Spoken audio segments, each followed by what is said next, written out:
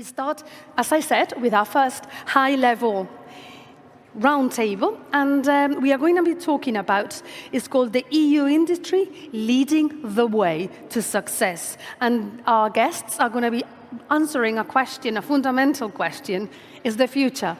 What lies ahead for the European Union industry? The session will be moderated by Maive Ruti, Deputy Director General for Internal Market, Industry, Entrepreneurship and SMEs of the European Commission, and she will be actually moderating and introducing her guests for the roundtable. So we are going to invite all of them to come and join us on stage, led and moderated, as I said earlier, by Maive Ruti, together with Alejandro Abellan, Xavier Viteri, and Michael Staffas. Let's give them a round of applause to welcome them on stage. Maive, Alejandro, and Xavier. Welcome.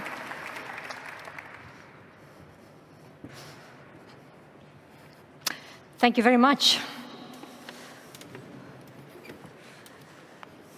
Very good to see that the room has not become any emptier, but you are actually even coming in bigger numbers, which is, I think, a good situation for the session to start. We are having here great speakers. With me today, Alejandro Abellan García de Diego, Director General Coordination of the Single Market in the Ministry of Foreign Affairs in Spain. We have Michael Staffas, who is President and Chief Executive Officer of Boliden, which is an important metals company.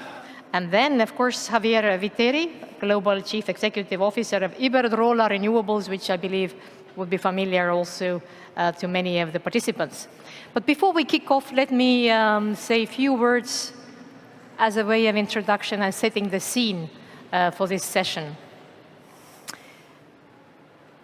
As our commissioner has said, we really live in the era where these tectonic plates on global scale are moving.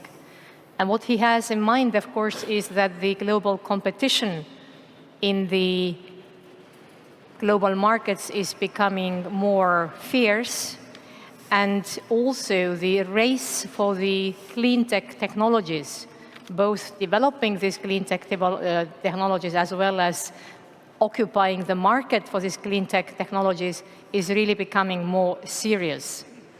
And we as Europe, we need to be aware of it and make sure that our manufacturing industries can really stand up to this challenge and remain exporters of great European technologies and not exporters of our jobs, as Commissioner has said. If we look at the EU current standing, you would note that we have still a very important, we are a very important player on global trade. And if you look at the share of EU global exports, you would see that although we praise ourselves for the export of our services as well, in fact, manufacturing industry has really remained a pillar of our trade strength. So manufacturing and industry in general is still in Europe a very important provider of our prosperity, our jobs, and of course is also basis of our innovation and technology development. We have, over the last few years, put forward a very ambitious agenda to move towards green and resilient future. You would have seen that over the last years, Commission has put forward many legislative initiatives. And this is to shape the markets in such a way that there would be indeed also legislative space for all these renewable-based materials and energy. Circular economy would be also underpinned by legislative proposals. And we are now coming to the stage where, as Commission President has said, we are in this industrial stage of the Green Deal. Industrial stage, meaning that we have to make sure the competitiveness of our industries is also maintained. And that is where some of the measures that Commission President herself and now also Commissioner Breton have mentioned are important to notice. We are putting measures in place for making the international playing field, as we like to say it, make it more equal. And you have heard about our recent acts, be it CHIPS Act, be it Critical Raw Materials Act, Net Zero Industries Act, to energize our own industries and to also then address international competition. We have trade defense measures which the Commission now intends to really put in place in more assertive way than before. And we are also shaping our internal market. We use our tools and means such as standardization, intellectual property rights, and others, investments as well, to really make sure that our industries can stand tall and face the competition from elsewhere. So these are my remarks, but now let us hear from the specialists in this round of discussions. And I would like to begin with Xavier Viteri. As I already said, is our representative of Iberdrola Renewables. And Iberdrola Renewables is really a remarkable business. Provides energy, renewable energy to more than 100 million people all over the world. Is also very important from the large business from the market capitalization point of view. We would like to hear from you a bit about the situation of the renewable energy providers and what would it take to be more competitive? What would it take for the EU industries to tackle the challenges?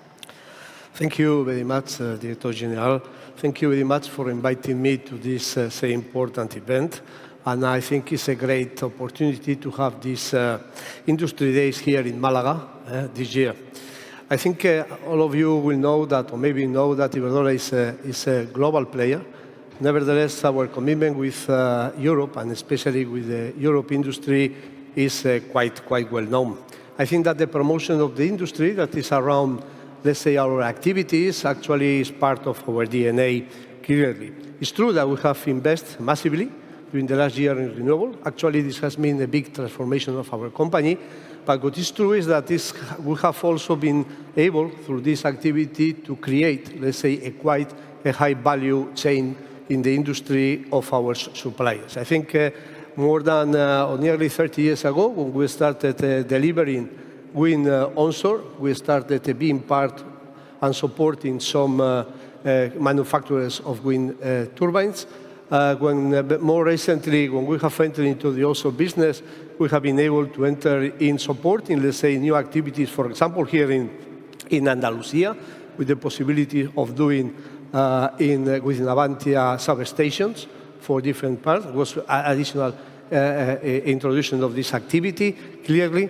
And on the other hand, I mean, also in other parts with cable manufacturing and other kind of things. So, as I said before, I mean, this is part of what we are always doing. Okay, so I think that probably as a figure, nowadays, every year we have a purchase of over 18,000 million. So it means that basically we can say, and we are very proud of that, supporting 400,000 jobs in our suppliers. And mainly, most of them are in the industry area. Okay. So, but before speaking about the industry or going into industry, let me allow a little bit to talk about the energy context. Because I understand that this is important to understand the industry, we need to address what is actually happening in the decarbonization and how the decarbonization schemes and how we are progressing in these schemes at this moment. I think, as all of you know, and we have actually suffered, we have been undergoing a very important energy crisis, with very high prices, with very volatile prices, with problems of supplies, and everything has been due to our high dependence in fossil fuels. And actually, this has meant that has made a big pressure in our industry and in our, what is important, vulnerable citizens, clearly. And I think the response to this crisis is not, say, a temporary measures, but is a structural approach. And I would like to stress two ideas of how to approach this structural change that will, some way, not only allow us to overcome the current situation, but also be ready to the next crisis. The first one is clearly that we have to accelerate the decarbonization of, let's say, the economy. And this has to be done clearly increasing the electrification through renewable sources that will reduce what is the dependency on fossil fuels. This clearly will allow us to have a local, clean and competitive industry that is going to be a response to the climate change, clearly a response to the dependence in the fossil fuels, is going to improve clearly our balance of payment, and eventually is going to generate a lot of jobs. Only to illustrate some of the figures that could be behind it, I wanted to say that according to the International Energy Agency, the global clean energy spendings yearly have to go to a double figure. So maybe achieving by the end of this decade a figure around $4.5 trillion. Okay? So, and clearly what is in all these cases being shown is that there is not an opposition between what is decarbonization and competitiveness. I would say on the other way around, that actually decarbonization is a clear level for competitiveness. And my second point goes that the answer to this crisis has to be taken under, has to be a European answer, clearly. In this sense, I think from Iberdrola, we fully support the decarbonization policies of the European Union, the Green Deal, the Fit for 55, because we understand that both are a good way of fighting the climate change and also allowing the growing strategy. I think that all of you are aware of the Great Deal Industrial Plan, and in particular what is called the Net Zero Industrial Act, okay, that I think is a very important step forwards of Europe to strengthen its competitiveness as well as diversify and also to reduce, let's say, or the risk, let's say, the supply chain for achieving these targets. And I think that it's clear that Europe has to support the European clean industry. That's very clear. Nevertheless, I think that Europe needs to get this done in a proper way. What I mean is that the measures that Europe, that the member states of Europe could do or could take to support the industry has to be done in a way that allows that this industry is structurally competitive and sustainable. This is a very important point. In this thing, according to that, I would like to some way remark three different aspects. One is that the economies of scales are crucial. And according to our experience, to obtain these economies of scales are not easy at all, and it's a long-term, say, work. Second, that is important is that we have to make that these supply chains within Europe has to be globally competitive. And the third one that is important is that when we approach these measures, we have to take into account what is the technology.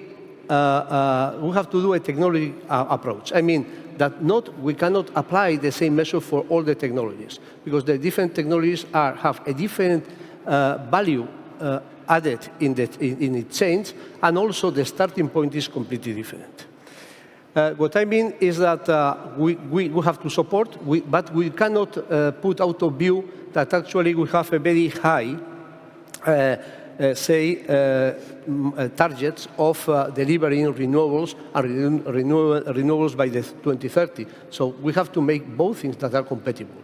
Some ways, clearly, the Net Zero Industrial Act regulation has to support, has to help both manufacturers and developers to achieve this goal.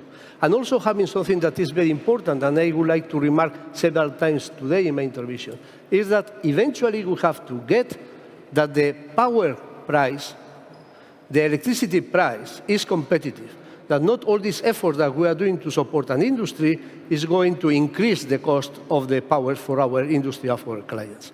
I hope that later on in the debate I will have some time to talk a little bit more about how consideration we have to do to fit the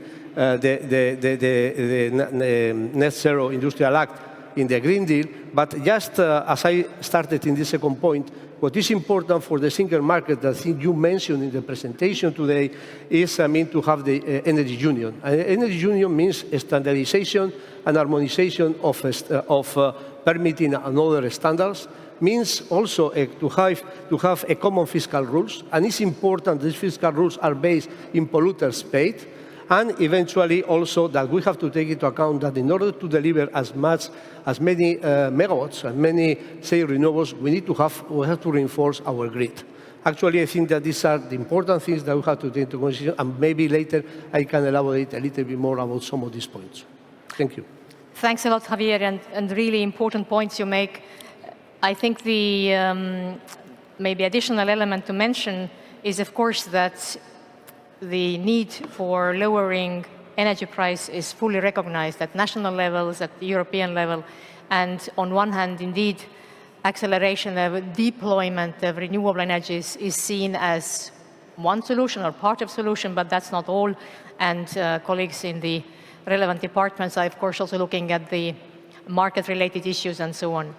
But maybe another point to mention, particularly about the essential point you made about the need not to look only at deployment, but really also at the manufacturing of these technologies in Europe. And you know that we are working closely with solar PV manufacturers, of course, also wind energy technology manufacturers. We have Battery Alliance for battery manufacturers in Europe. And particularly for the wind energy, Commission President has invited services, so people like me and my colleagues, to look into what can we do more for wind energy in Europe. So she has called for wind package to be developed, and we are indeed working on this. But now moving further to a point that has been mentioned by several, namely the need to have critical raw materials. Well, first of all, raw materials in general for the transition to happen, but then even more importantly, to a list of materials which we call critical. And it's maybe essential to also realize that the critical raw materials is not just something that is very exotic. A number of raw materials which we are quite used to, even copper, can become critical if the demand indeed explodes as we now see when looking forward. So we consider the availability of raw materials, of course, of a strategic importance. And it also is part of these markets that are now going to expand very much. The estimations are that the clean tech markets are in the magnitude of 600 billion annually and growing, so let's try and tap into it. We have with us Mikael Staffas, from Boliden, and you are indeed deeply in the metals business. You understand how the raw materials are produced, processed, imported, exported. Would be good to hear from you, what is your take about our ambition to actually extract, manufacture, recycle metals, raw materials in Europe with certain even targets for these different stages of the processing. So over to you on the projects of deployment, raw materials in Europe, what impact you expect and what possible challenges you see. Thank you all. No, thank you. I think it's important first just to take a step back and when you look at metals, because metals are probably the most easily traded materials that we have around, or even commodities of any type. They are truly global. They have over the last 30 years become truly global. There is one price that's set on commodity exchanges to make sure you get one price. And I think most of you have never really thought so much about the copper that goes into your cell phone, or the zinc that you have in your car, or the nickel that goes into your battery.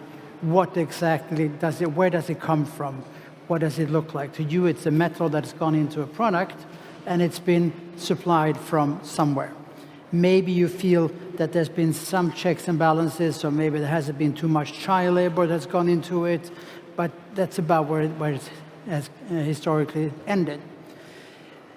What has happened in this situation, just to put in context, is that today Europe supplies roughly 20% of base metals by its own mine production.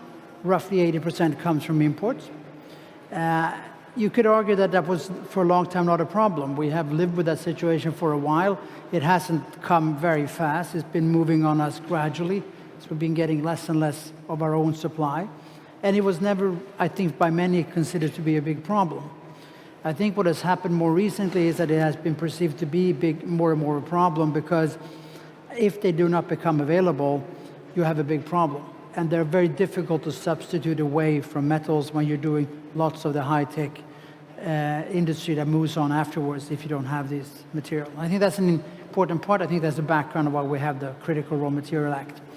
I'll just like to make a few comments around this. One is that there's been a long discussion around what exact materials or metals are critical and which are not.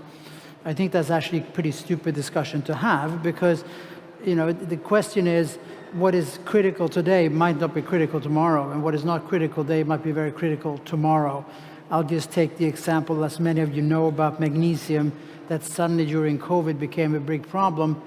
You don't need much magnesium, but if you don't have it, aluminum becomes a big issue, because you cannot alloy aluminum in a good way.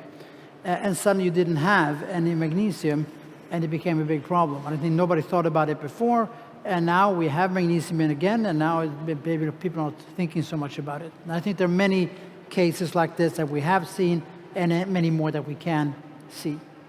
Secondly is 20% self-sufficiency something that Europe can live with? Well, I think there are many that can argue back and forth. I think the answer is no. I think that in the end of the day, Europe is going to become too vulnerable for influences from the outside. The industry will become too vulnerable to be able to survive. We need to have something more. Maybe not 100%, but we need to have something more. Then come the next thing, which is kind of inherent to this industry, which everybody should realize that everybody does not realize, is the enormous long lead times. Even if you today get a full green light and full funding and full permitted to build a mine, you might not have production for 10 years, just because of the inherent complexities of building the industry. On top of that, once you have it in place, you need to be very secure that nobody will change the rules for the 20 years after that when you're going to pay back your big investment. This is big, capital-intensive industry that needs long depreciation times. So for us as an industry, yes, it's good that we're starting to discuss about these issues and how we will be able to get a situation where mining becomes more doable in Europe, and that we can get up from 20% our own mining to something larger. But at the same time, I think the biggest and most important thing is that once there is some rule in place, that they will not be taken away. And as soon as, if you don't feel that's safety and security, you will have problems. And we have examples today in Sweden where existing mines suddenly get motions that their environmental permit should be taken away. And of course, if you believe that there's a risk that your environmental permit that you have just gotten will be taken away eventually, you will be very cautious investing. So I think that the kind of end message here for me is that it is doable. There is geological potential to do more in Europe. I think the Critical Raw Material Act, the way it's written right now, is a good ambition, but it's very unclear exactly what it will be able to really bring. And I'm very hopeful that we continue to have the discussion and we'll be able to develop this into something that is useful for Europe and for the mining industry in Europe. Thank you. Thanks a lot, Mikael. And maybe I'll just add that indeed the Critical Raw Materials Act that is currently in trialogues, so being debated between the Council, where Spain now holds the presidency, of course, and then the European Parliament, Commission being there also at the table, contains actually several elements that you have highlighted. It looks at the very long lead times, trying to come forward with proposals which would shorten this permitting time, basically, and also mobilize investments and investors around projects that have the best potential. It would also install better coordination between member states and the European level, bringing in also European-level financiers, such as the European Investment Bank, so that we can really get our act together and hopefully move forward with these strategic projects. What you also mentioned about the criticality of certain raw materials is, I think, a valid point. The idea is, first of all, the methodology already today looks at what are the materials which are going to increase in demand. and there are certain methodologies to calculate that. But of course, we will not keep it, static. The list will evolve as we go because, of course, markets will develop and new technologies will come forward. But indeed, I think the point you make is that we have, as Europe, to really make up our mind, and we need to be able to tackle these vulnerabilities. So the dependencies where we are becoming or have become too vulnerable. Magnesium was a perfect example of something that we didn't expect to become such a pain point. And when China changed their export policy, suddenly, a few months later, our car manufacturers had a serious trouble. So we need to be really very mindful and aware of such supply chain difficulties, particularly if we are dependent on just single provider in a third country. But let me maybe just quickly turn back still to both Xavier and Michael about maybe a bit your priority list, if you think, to where should Europe turn our attention first and invest first, both our time, energy, and money, if we think about our industrial capacities in Europe. So what would you think should be our first kind of priorities in terms of time, money, investments? And we start perhaps with you, and then we come over to you. Yeah. With me? Yeah, with you, please. Okay, yeah, right. Okay, I think, first of all, clearly, we have the energy transition, I said, is an opportunity. Absolutely, I think we have to stress this idea, and I think we have some clear advantages nowadays. The first one that is important is that we have the industry very much committed in the decarbonization in general terms, and you can look, for example, information from the European roundtable of industry, and on the other hand, I think the European Union is implementing, let's say, quite a good, trials of opportunities. Now, I will focus we're talking about in the energy industry into aspects. One is technologies to deliver, say, renewable capacity. Basically, what could be wind and could be PV photovoltaic, not forgetting the batteries. And then maybe I would like also to mention hydrogen. Hydrogen actually moving from the initial idea of storage energy to the idea of actually being able to support the energy transition.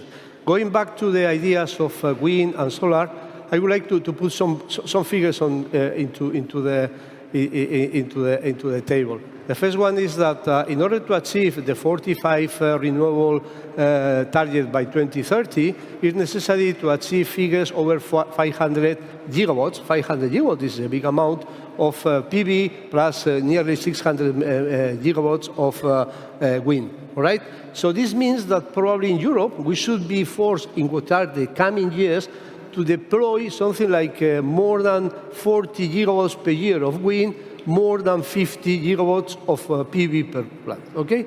And what is actually the capacity that Europe has? The capacity that Europe has, if you look a little bit to all the value chains in the wind, you look to the towers manufacturing, you look to blades, you look to the drivetrains, you look to the, say, cables, you look to substations, you look to foundations. In the solar, you look to, let's say, material for modules themselves, trackers, eventually inverters, or in the batteries, you look for battery cells and battery materials. The figures are quite low. In this moment, in wind, we can be probably having a capacity of 13 gigawatts per year, when I told you that the goal should be to deploy something like 40 gigawatts, okay? So this is the gap. But if you look to the PV, the gap could be, much bigger, because the capacity in Europe could be roughly over 1.4 gigawatts, when I told you we have to deploy over 50. Mm-hmm. So these are the big challenges and where the industry has to do. So this is why I mentioned at the beginning that we have to push, let's say, and support the clean European manufacturing industry, but at the same time, in order to achieve the goals, we need to think in a more global approach, because otherwise we are not going to be able to do it. And things and everything like this takes time. And what is also important, another remarkable information, is that if you look to these manufacturing capacities in Europe, I would say that the bulk of the manufacturing in Europe is in 5 countries, not in more countries. I'm talking from the renewable point of view. Germany, obviously, and Spain is within this group in a very important position. So the idea has to be extend and to increase into everything that could be there. And maybe, Mikael, some comments? I will be very quick. I think, number one, the question is maybe slightly wrong, because I think we need to do many things. It's not just one thing. But if I were to pick out one thing, I think that copper has the potential to become the new oil. Copper is very difficult to substitute away from. It will be needed for all different things going forward. And as I said before, even if we were to go full in on building new copper mines in Europe, it's still 10 years until they start producing. So if I were to take one, I'll take copper. Thank you. This also points us back to what we heard from the Andalusian minister before, that this is a region where a lot of copper is produced. But certainly, from your interventions already, we see that the landscape of initiatives that are needed is quite, I would say, rich in various areas where we need to move ahead. And I maybe also would point out that the way we think about this challenge cannot be fragmented. We need to be thinking in terms of really system integration, really bringing these elements together, not only having one windmill somewhere, but it has to be also then connected to the grid. The grid has to have the capacity and so on and so forth. So also at the policy makers level, we need to be able to design a value chain approach and not only a single kind of punctual interventions here and there. But let us now turn to our third speaker, next level. So remaining barriers to be removed, harmonizing further wherever harmonization would be needed, and maybe also what kind of priorities should we focus on. So here I have Alejandro Abillan Garcia de Diego. So over to you immediately. Well, thank you very much. Well, the first thing I would like to say is that something very basic, but I think it's something very important that we needs to be sometimes to be reminded of, is that the importance of industry. One of the lessons, the most important lesson that we've learned from the very recent crisis, the subsequent crisis, the COVID-19 and the war in Ukraine crisis and the rising prices because of the war in Ukraine, is precisely that those regions which more important industrial capacities have been the more resilient ones. The more resilient ones in terms of economic activity, in terms of employment, also in terms of research and development, and also in terms of foreign trade. So I think there is a public good to preserve, which is the industry. We need in Europe to preserve industry. I think this is true, and absolutely true. But this is particularly true at this very moment. Why is this particularly true at this very moment? Because Europe is endeavor and has a political priority, which is to be successful in what we call in Brussels the twin transition, the green transition and the digital transition. So when normally public authorities require the cooperation of the private sector, when we have so determined public objectives, this collaboration, this dialogue between the industry and the public authorities is absolutely essential. In which aspects I think that this is essential, or in which aspects I think the public sector has more possibilities to support the industry and to collaborate for these successful transitions. Well, first one is financing. And Commissioner Breton, in his speech on video, reminded us of the importance of the next generation funds. It's a huge amount of money. I think it's something which is necessary to say. 700 billion euros is a huge amount of financial flows, which entails a change in paradigm. Because if we remember what happened in the 2008 crisis, everything was about fiscal consolidation from Europe and also from member states. Everything was about fiscal consolidation, austerity. We see what has happened with these two crises, the health crisis and the energy crisis, and the way forward has been, and the European response has been completely different. It's about providing the public sector and European companies within the internal market with the necessary financial means and support in order to support their activities. So first one is financing. Second one, which I think is also linked to the first one is state aids. If we want to be able to absorb those very important financial flows mainly towards the industry, it's not only these 700 billion are mainly towards the industry. If we need to be successful in absorbing those very important financial flows, we have to create a state aids framework which is necessarily flexible in order to allow us to be successful in that absorption. And that's a tricky question, because we are talking about the need to be flexible. On the other hand, we need also to preserve the level playing field within the internal market and competition within the internal market. This is absolutely essential. There is no internal market without competition policy. And we need to, but this is a tricky issue, because on the one hand we need flexibility, on the other hand we need to guarantee competition rules and fair competition within the internal market. And I would say not only within the internal market, also with global markets.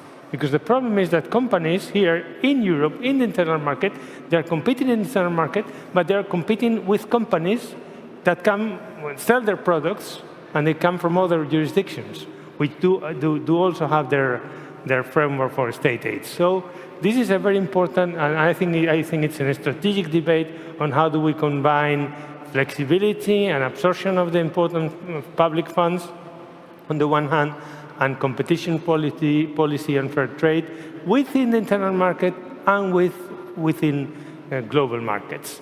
The third thing I would like to mention is about a regulatory framework. Europe obviously has embarked upon a very ambitious regulatory framework. Needless to speak about the critical raw materials, the net zero industry, the eco-design, the single market emergency instrument, and so on and so forth, a very large number of initiatives. I think they are critical to provide a framework for companies so that they know they have the right signs to where invest, and how do we reach these European neutral climate targets for 2020, 2015.